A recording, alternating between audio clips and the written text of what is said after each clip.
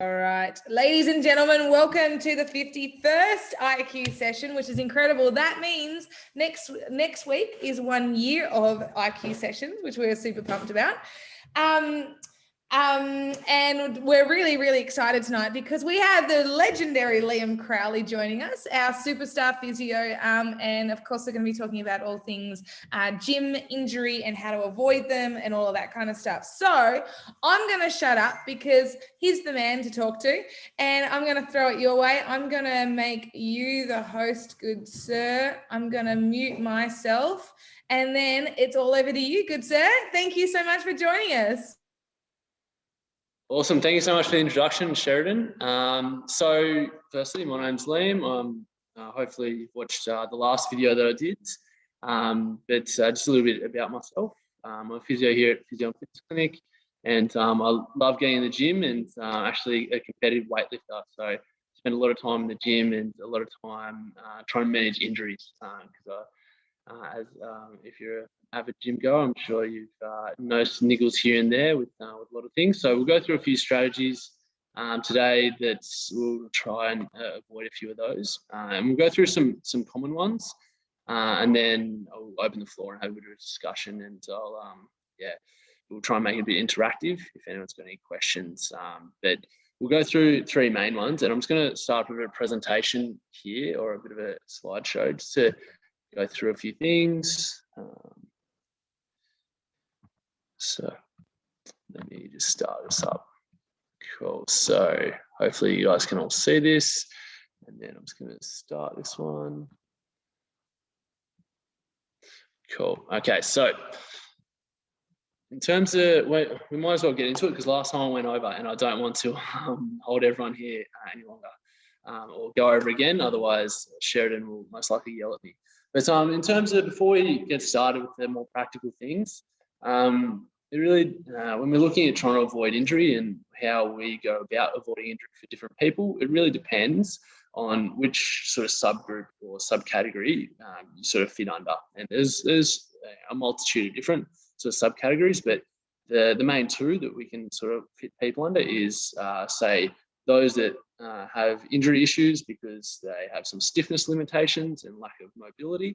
That sort of leads them to have pain in certain regions or be more at risk of injury, or those who have more stability limitations or lack of activation of certain muscle groups. So, and there's always a sort of Venn diagram, so it's always a big crossover in the middle, and people sit across the two ends of the spectrum, and then there's other subgroups within this. But we're going to sort of split for each of the injuries we look at in a moment. We'll sort of split things up depending on and look at things that will be great for people that are maybe more stiff. So if you're someone who bends over to touch the toes and it's a real struggle to get down there, and you've sort of never been able to sort of get the hand behind the back to tuck the shirt in, that sort of thing, or you're someone who has always been quite flexible but sort of maybe struggled to feel certain muscle groups or gain tension in certain muscle groups, like so I don't really notice maybe my core muscles working or maybe my glutes, and there's some common ones that we'll go through in a moment, but that can be for a lot of different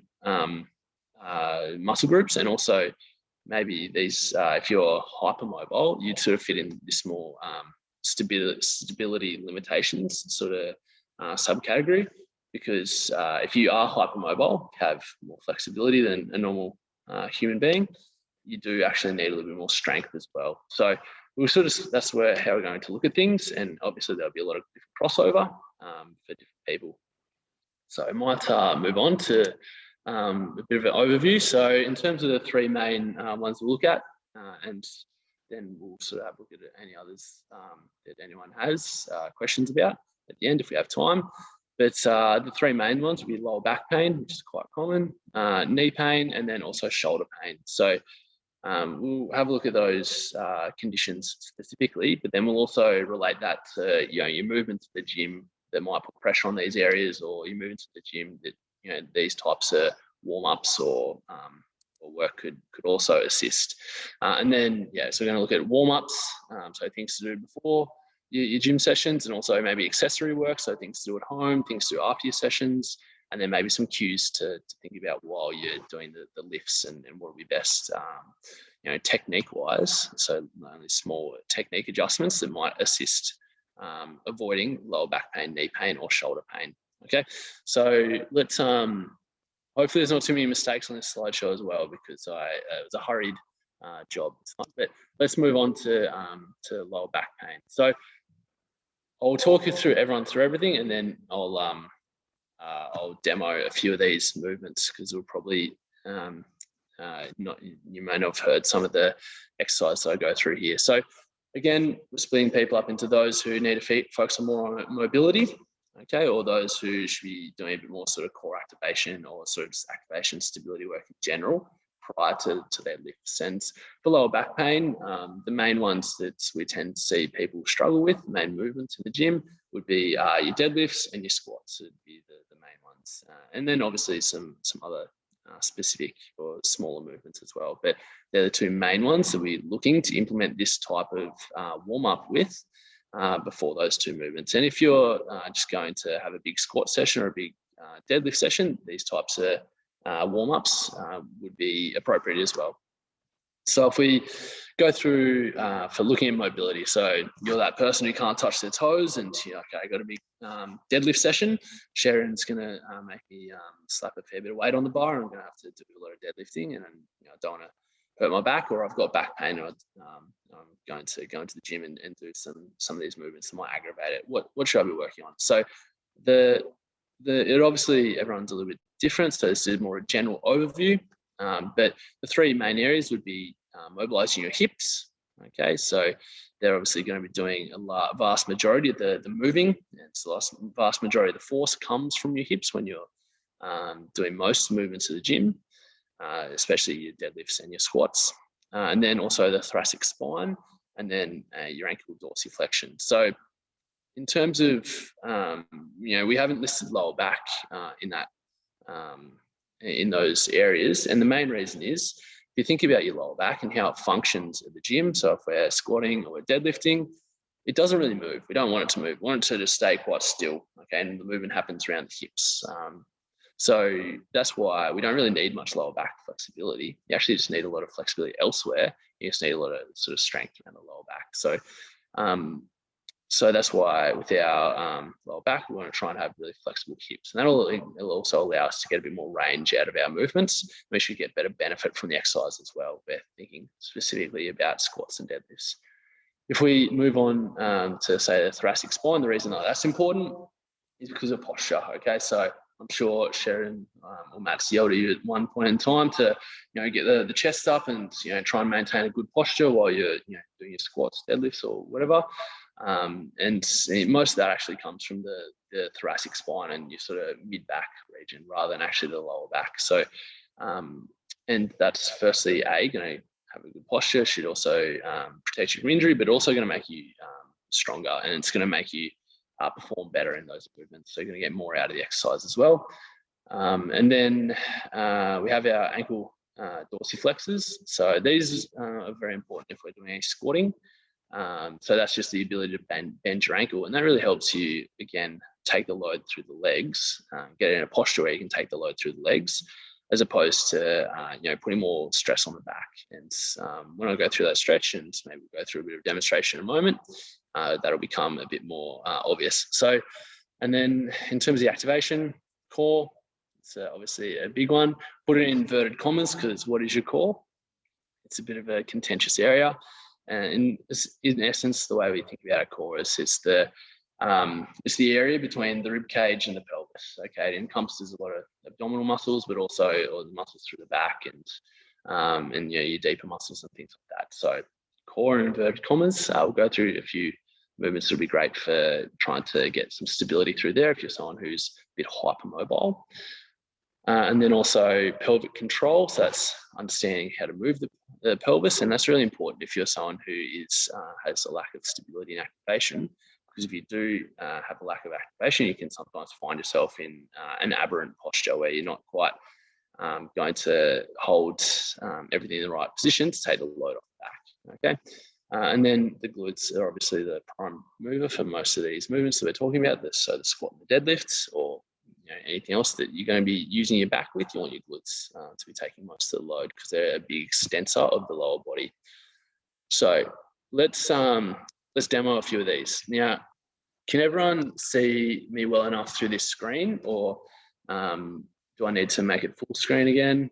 Full screen? I think, yeah, okay. So let's stop the share here, and I think I might have to spotlight myself here, otherwise we'll be watching Sheridan eat snacks, which I'm sure would be, yeah, I'm jealous. I haven't had dinner yet, so it's making me very hungry. But let's have a look at some of these movements. So the first one, if we go through the mobility stuff, we're looking at, sorry, just one moment. I'm just going to try and get this on the screen here. There we go. So now I know what's going on. Okay, so with the hip mobility. So we're looking, the first one is named the world's greatest stretch. And I didn't name this stretch, but the person who did is claimed it's quite good. Can't say it's the best, but it's not too bad for the hips. And what we're going to do is going to come down into a half kneeling position and get your foot coming well forwards. And then what we're going to do is lean forward onto the hands, take your back knee off. If you're someone who is quite stiff or you're new to this exercise, you can leave the back knee on the ground, but just we're leaning the weight forward, taking the weight through the hands here. And then what we're going to do is we're going to reach up to the ceiling and then drop your shoulder down to the ground, making sure we're not rounding through here, but trying to stay up quite tall, okay? And then what we're going to do is try and sink down into that position while rotating the shoulder down. That's going to make you drive through this hip, okay? So again, reaching up, over down to the hip, and then dropping down. You should be feeling the stretch down through the abdominal region and into the front of the hip. Depending on where you sit, it might feel slightly different. But again, reiterating that you don't want to be moving through the back, it's driving down into the hip. So try to get your knee up past your shoulder as much as possible, okay?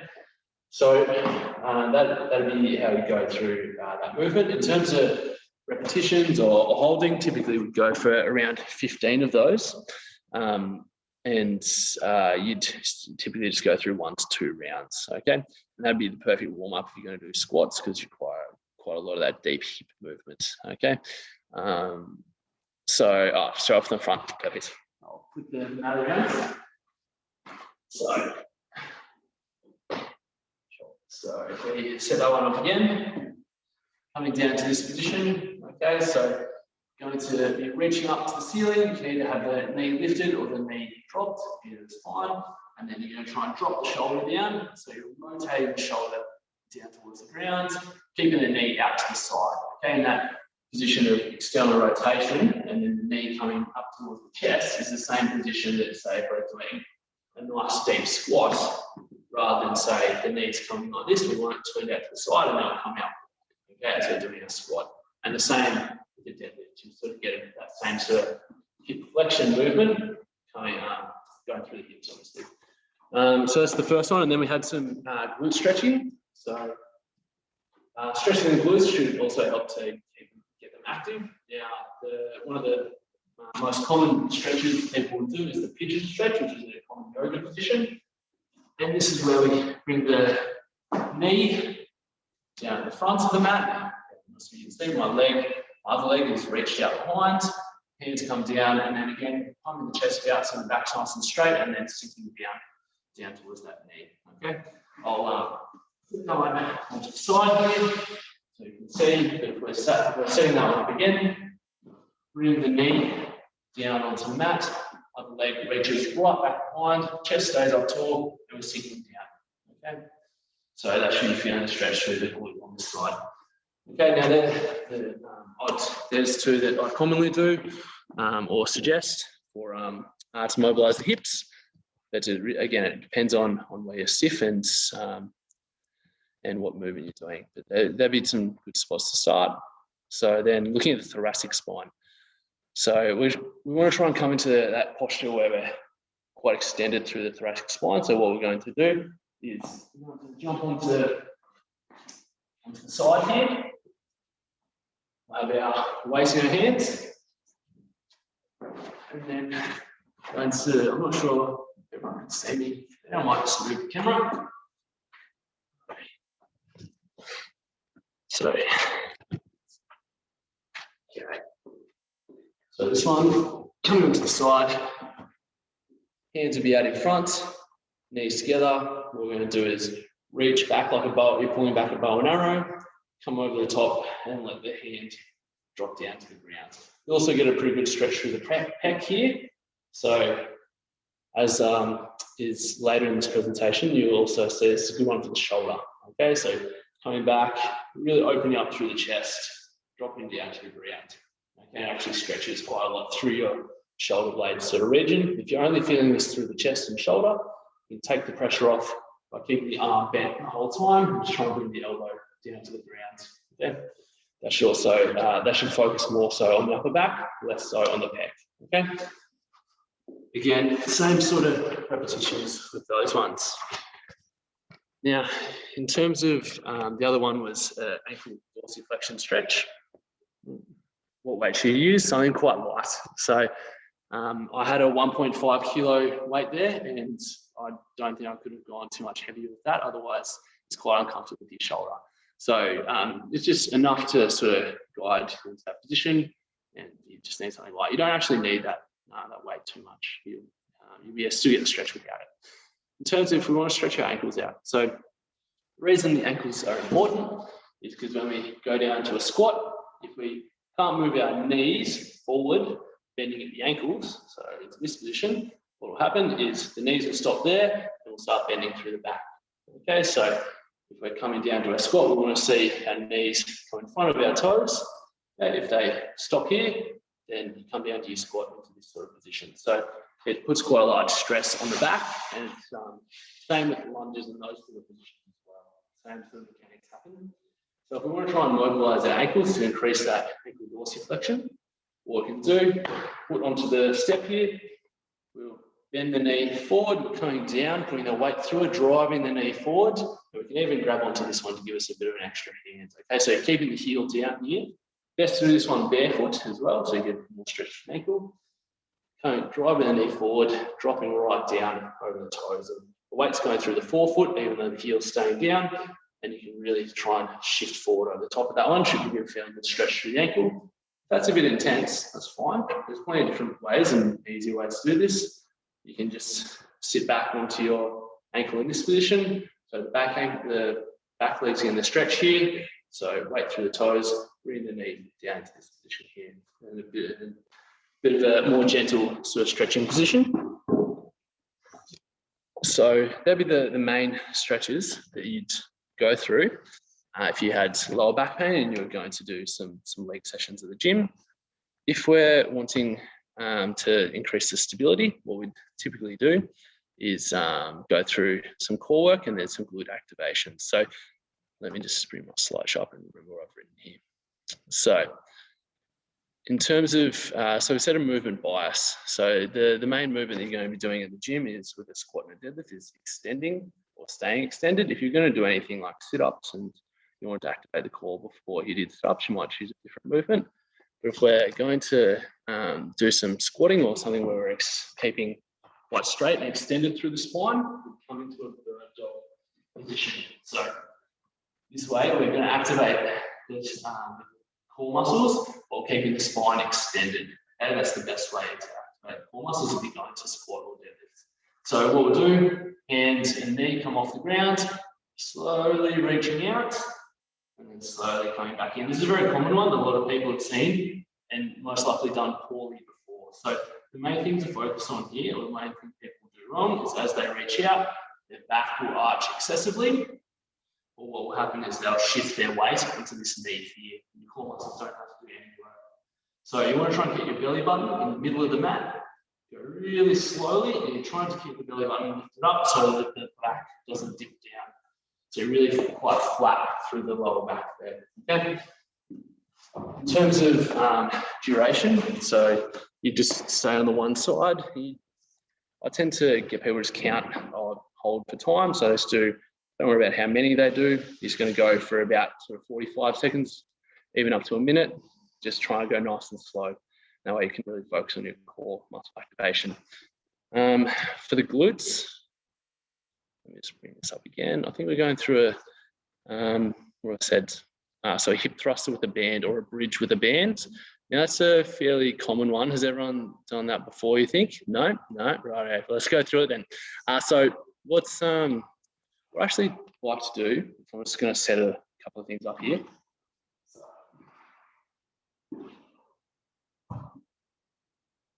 What can be more effective for people if we want to turn the glutes on is get their back elevated. And then what we're going to do is pop a band around the knees here. Okay. So it's going to come up here. You want a nice heavy band. And then you're going to come back onto the box. Okay. Heels are going to take all the weight here. You're going to push the knees out to the side, tuck the tail end up, and drive up towards the roof. Typically what we do is either get people to hold in that position or go nice and slowly and just drop a couple of inches. So really small movement. We're not coming from here all the way up, we're just doing the top. We're keeping the knees driven out. Okay, and that way, this is where all the work happens, and you're going to feel a lot more activation through the glute there. And again, typically, it's either going for reps that'll be working for around 45 seconds to a minute, or just going through some nice slow reps up until that point. But enough, you want to have enough time under tension there, you're going to feel the glutes getting a fairly good burn. So they're the main ones for the lower back. Okay, and for most people, if you don't experience lower back pain, you don't really fit into one of those subcategories. Yeah, a bit of a mix of those would work really well. So, does anyone have any questions about back pain? Because I know it is a big one. No, right. So let's move on to the next one. Okay. I'm just going to bring up screen again. Lost it. Have to bear with me. I apologise. Technology is always a bit of a tough one for me. So let's see how we're going here.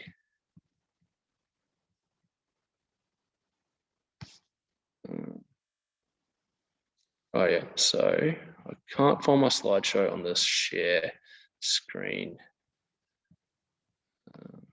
Yeah, seems to be working. Cool. So if we then move on to the knee. So what's there's same areas or similar areas are actually important for your knee as well. So in terms of the mobility, the same sort of technique, those sort of movements that will put pressure on the back is the same sort of thing we're looking for when we're looking at the knee as well. So mobilizing the hips, the ankle dorsiflexors are again very important, and then also the foot, which comes into play with the ankle dorsiflexors as well. So being able to bend the ankle so the knee comes in front of the toes. Now, in terms of the activation and stability, that's where we're probably going to be a bit more specific with the glutes.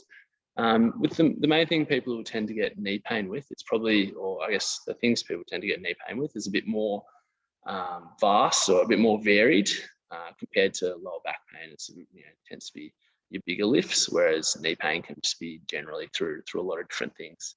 So that's why it's really important that we focus on the technique or positioning of the knee and activation of the right muscles. So what we tend to find is as long as hip mobility is suffice with those that have knee pain, the big winners or the real big focus will be activation and stability work around the knee, and especially focusing on activation around the hip, because the hip drives the knee position. So this will be mainly focusing on the glutes. Okay, and I've got two movements we'll go through with you in a moment, and then also the other one would be around the foot. So making sure we're able to maintain the arch of your foot, because that as well is going to control the position of your knee, and then activation of the quads, because they're obviously the prime mover of the knee.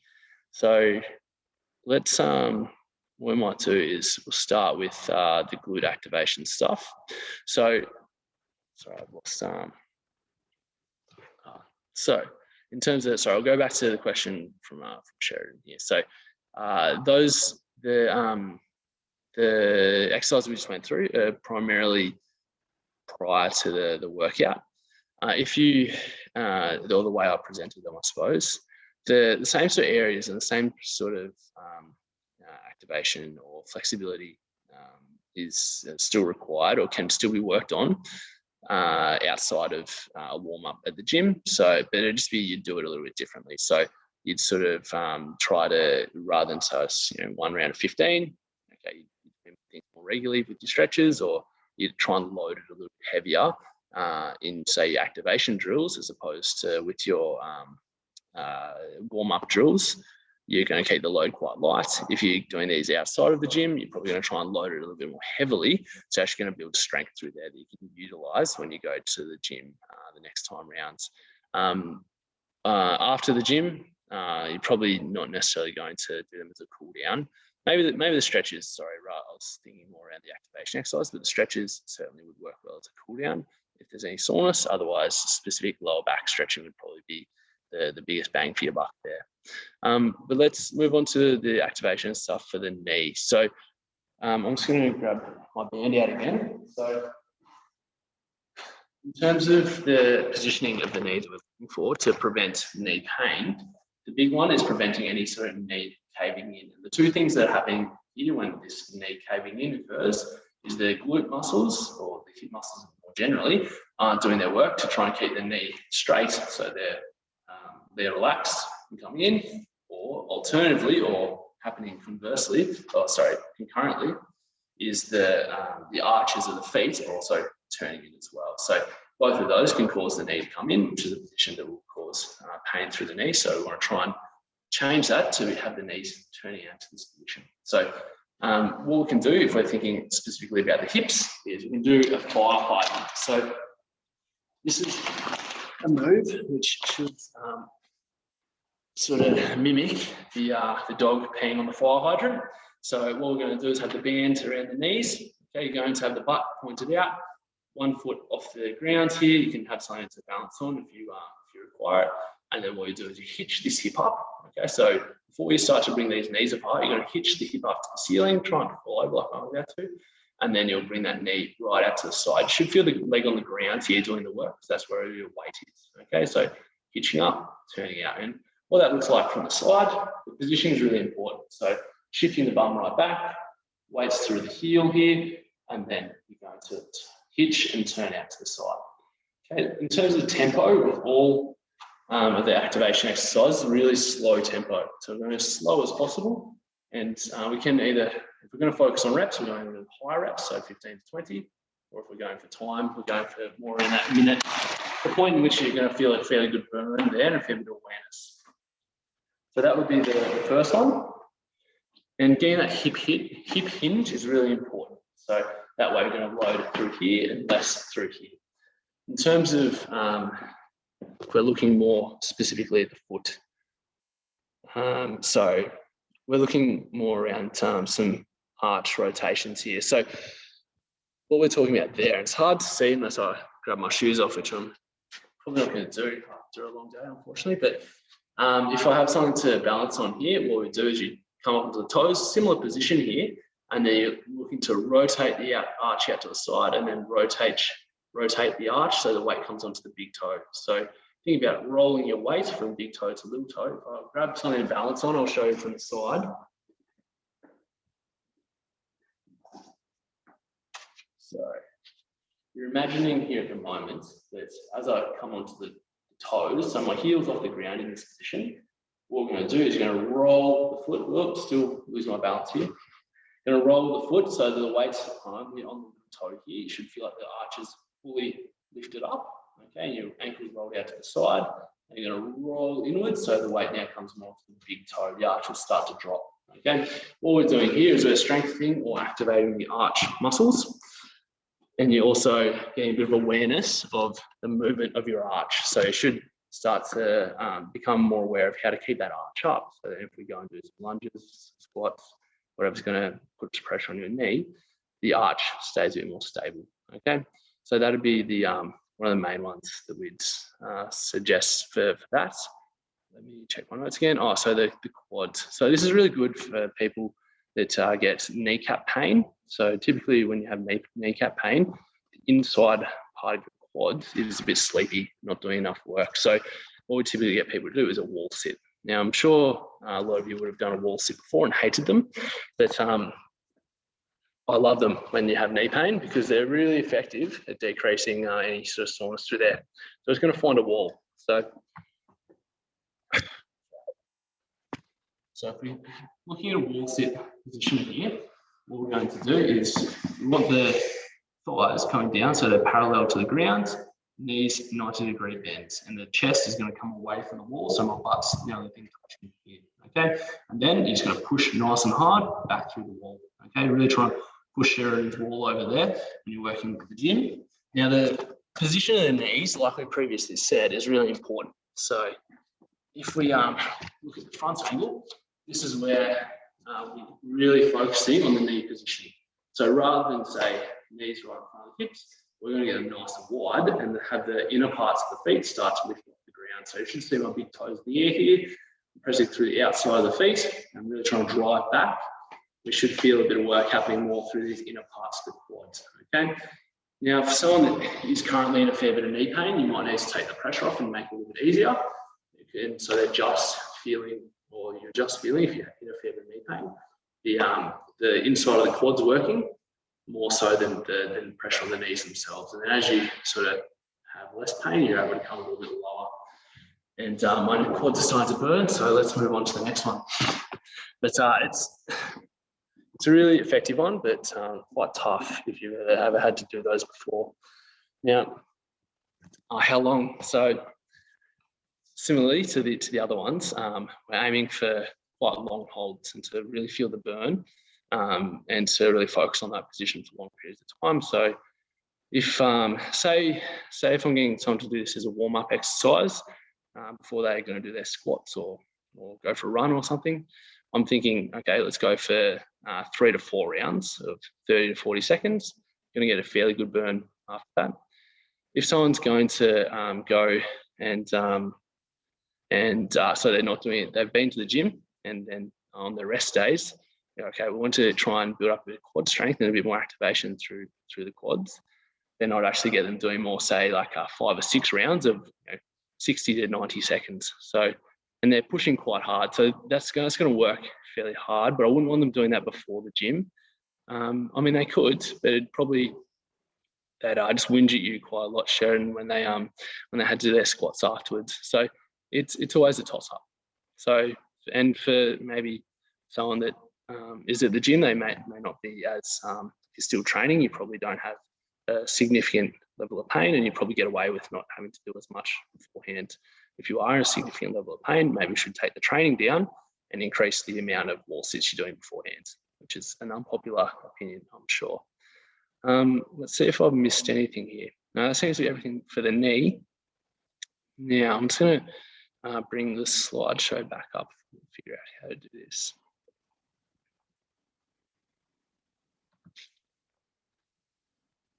Okay. So we're just going to go through the shoulder. I know I'm going over time here, so I do apologise. And I know I've been talking lots because I'm starting to lose my voice as well, so I apologise if it starts to feel a bit, sound a bit hoarse. So once we go onto the shoulder, some pretty similar sort of positions here, or similar movements even to the lumbar spine or the lower back. So the thoracic spine or the upper back is another area for the shoulder that you want to try and mobilise, mainly because for most of our shoulder exercises, we need to maintain a fair bit of extension through the back rather than any sort of flexion through the back, and so that sort of slouch forward posture. Excuse me. So then some of the other ones, I'll show you a stretch for the pecs and for the lats. The pec stretch is actually very similar to that book opener stretch that we did at the start of the session. Excuse me. So in terms of muscle activation, then we're looking more around the scapular control, which is the shoulder blades, and also the upward rotation of the shoulder blades. And then we can also do some maybe rotator cuff strengthening. Now, they'll only be for people with specific injuries, and we probably won't go through that otherwise. For some people, it won't be appropriate. So we might focus on the scapular control ones for this. Okay. So if we're looking at mobility,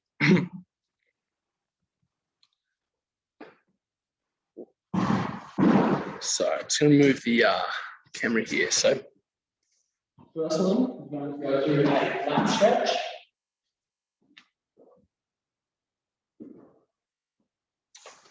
Right, so this would be perfect for someone that struggles to get their arms all the way up overhead. Okay, so if you're doing up a barbell press, you're really struggling to get the bar straight up to the sky, or if you're doing a chin up, you feel quite a large stretch at the bottom.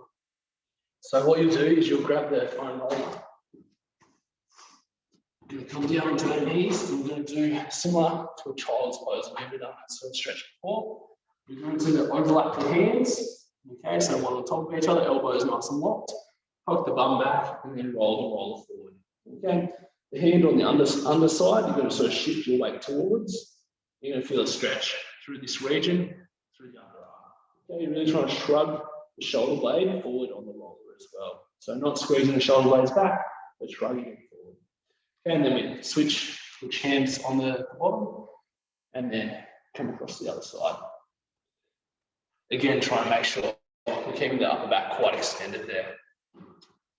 Now with those, we can either hold at the end, or we can go in and out for around about that sort of 45 seconds to a minute time.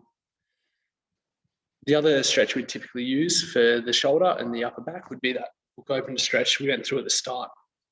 So laying on the side, coming all the way across. I'd get a good stretch through the pec there as well. Excuse me. So let me just check what we're up to next. Also stretching through the neck is for anyone that has neck pain, they're really going to struggle to get good activation through their shoulder muscles, and will typically that can typically bring on some shoulder pain as well. So those that get sort of upper trap pain or pain through, say, the front of the shoulder into the bicep tendon, that would be someone that is quite stiff through the neck. Typically would really help. So the stretch that we normally go through is on the foam roller again. So hopefully you guys can see. Lay down onto the back. And then what we're going to do is draw the chin in towards the spine, and then the roller will take the head away. Okay, so you're stretching through the back of the neck there, and you're trying to make sure the upper back stays extended so the chest comes down towards the floor. And then you can relax the chin, and then draw it. Again, with those, we can ease in and out of the movement, or just hold, whichever is most comfortable. And then let's go into our scap control stuff, because this is probably where we're going to get most of the benefit for those with people with shoulder pain. So most of the shoulder pain that we see is either impingement related or rotator cuff or sort of tendon related through the shoulder. And the main reason that is because the shoulder, like your deltoid muscles and your shoulder muscles, they're doing all the load rather than your shoulder blade muscles where you have all your strength. So more through your lats, through your traps at the back, and through your pecs as well. So mainly your shoulder blade muscles. So what we want to try and do is use those bigger muscles rather than putting the pressure through the outsides of the shoulders. So that should help prevent injury. So the main movement we'll do is we're looking purely at the scapular movement or the shoulder blade movement. We can either do a protraction, so pushing the shoulder blades forward, or a retraction, so squeezing the shoulder blades back. They're the two main types of movements. So, sorry, I've got a question here, but I'll digress for a moment, so I apologize. So why would an exercise cause you dizziness? If it was a neck exercise, I imagine a bit of a stretch. So it's a sort of complex relationship between the two.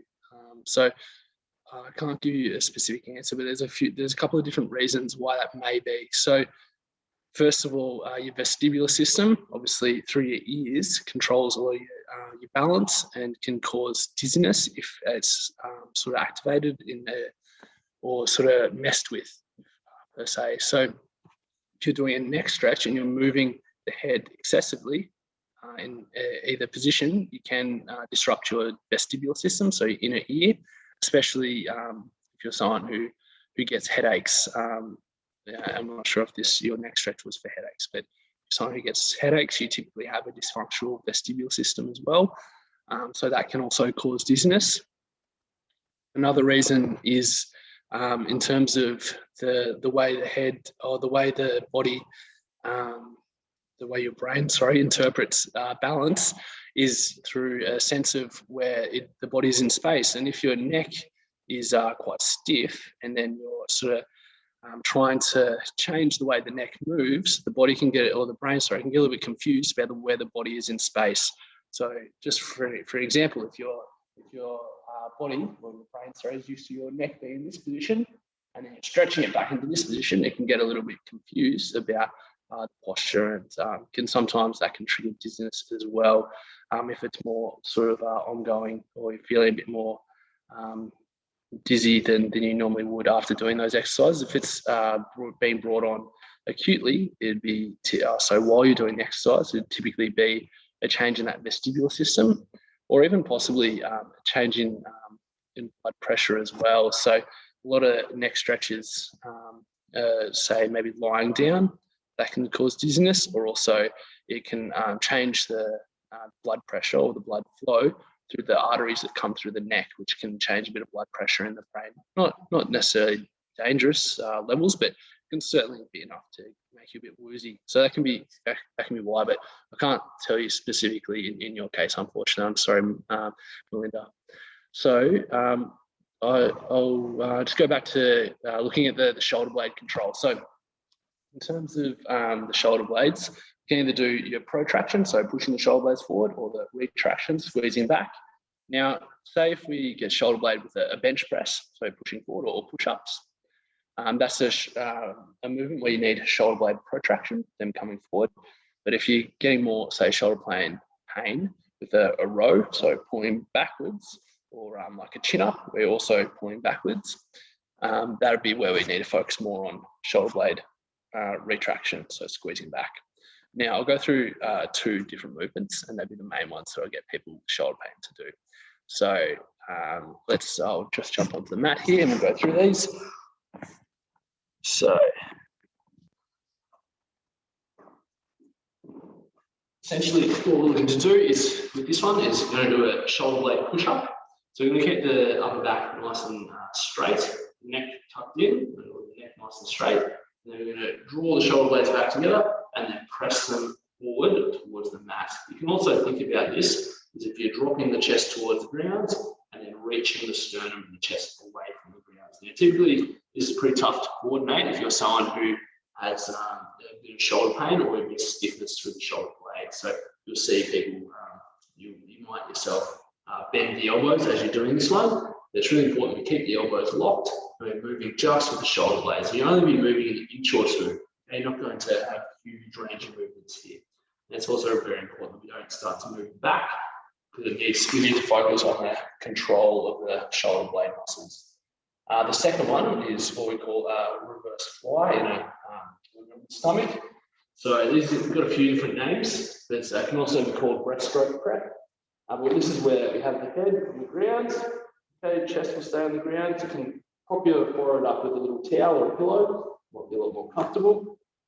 And then what we're going to do is draw the shoulder blades back together and then lift the hands. Okay, so then relax the shoulder blades. So shoulder blades all the way back together, lift the hands, and then back down. You can also come a little bit wider to make it tougher, squeezing back, and lift up, and then progress that to stay into this position as well. If you're finding it tough to do down here, and you wouldn't go to those wider positions, you'd stick to just the lower position, because that's the easiest. And with that one, you should feel the muscles between the shoulder blades getting quite a good squeeze. You can also hold a few light weights with that as well. So some 1 or 2 kilo weights would be heaps. Okay, and rep wise, going up to your sort of 20 reps or working for around a minute be perfect for those. So I'm conscious of time, so I think we might leave it there, and I'll open the floor to 20 questions. I think we've covered most of those 3 conditions today. So I'll hand it back over to Sheridan. I'm not sure if I have to unmute you, do I? No, I'm good. Awesome. That was sensational. Thank you so much. That's some awesome tips. And look out, guys, because there's going to be a fair few wall sits coming in the next few weeks. But I really think you were super thorough there, Liam. So I personally don't have any other questions for you. Neither does Matt, who's been cooking my dinner in the background, as a good husband should. Whipped him into shape. Tan, did you have any questions, especially? Hang on, let me see if I can allow you to. Totally referencing Liam when they complain about the 5th and 6th wall squat. 100%. Yeah, we're totally handballing all responsibility of that one to you, good sir. Like that as well. And for 90 seconds. Yeah, exactly. But honestly, I think that that's all we've got. And again, we are so grateful for your time, for your knowledge and for your wisdom. You'll find Liam at Physio and Fitness Clinic in Seaford, off Sir Lawrence Drive. But thank you, Liam. You are seriously awesome. You deliver it all in such an awesome, easy to understand way. And that was brilliant. We literally don't have any questions. Does anyone else that's listening have any questions? I know there'll be a heap of people watching this later on as well, but for now, I think that's everyone that's been here. Here's Matt now. Sorry, Liam, mate. That was awesome, mate. You have a gift, my friend. I was over in the background just going, wow, it's so cool to have someone like you that's willing to give up their time to teach your skill and your craft and share it with everyone else. So thank you so much for that, first of all. Yeah. And secondly, if someone does come back to us with a question later on, are we able to forward the email onto you or something like that? Is that a possibility? Yeah, absolutely. Yeah. Sharon's got my email. So I'm happy to answer any questions and come back on with a Q&A session. I always end up going over, unfortunately, guys. I just can't show it. So do we. I don't think we've ever done one in the 30 minutes. Yeah. It'll be great for the guys that are watching this on a repeat to be able to flick a message through as well. So if you guys aren't, you have a question. Yeah, and if anyone has any specific questions, not even about this chat today, but just email them through to Sheridan and she can pass them on to me, and I can have a bit of a chat to her about them, because I'm seriously really passionate about this stuff and happy to help out as much as possible. You can tell. Do you do online consultations as well if we have people that are a little bit too far out to come and see you personally? Yeah, absolutely. We can organise that for sure. Awesome. Amazing. Well, again, thank you so much. You've definitely earned your dinner tonight, so go and do that. But again, rest that voice. Yeah, we're really grateful, Liam. Thank you so much. Yeah, thanks so much, guys, and I hope to see you soon. We will. Thank you, good sir. Good night, guys. Thank you guys for investing in you as well. Thank you. Have a good Thursday night, and we'll see you tomorrow. Ciao.